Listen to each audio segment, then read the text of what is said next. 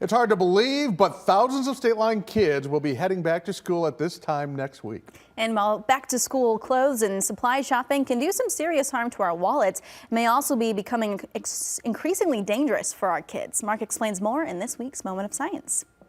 Yeah, Anna Marie and Mike, in an earlier Moment of Science, we'd explained how heat was the deadliest weather-related hazard in the United States. And unfortunately, children are among the most vulnerable to the heat. Well, on a warming planet where many schools are still lacking air conditioning, that could pose a significant threat to students, teachers, and school staff during the early part of the school year. You see, studies have shown that for every degree hotter that a school year is, there's a 1% reduction in learning based on test scores.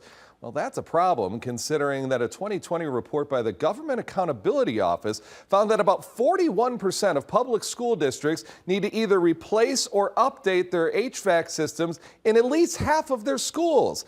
Now, that's particularly alarming thanks to a recent Climate Central study that found that over 243 metropolitan areas from coast to coast, the demand to cool schools early in the year has increased in a whopping 231 of them. That's 95%. And unfortunately, here in the state line, it's no different. In the Rockford Metro, the cooling demand has risen to the tune of 18% over the past half century, meaning it's becoming more and more of a challenge to keep kids cool and comfortable in this rapidly warming world. Unfortunately, though, with many, if not most schools aging, they're simply not built to stand up to heat in the way of some of the more modern schools. It means that sooner or rather than later, schools are going to need to discuss necessary and costly upgrades, which will in turn lead to higher maintenance and operations costs. Or maybe now's the time to discuss perhaps pushing back the start of the school year when heat might not be as much of an issue.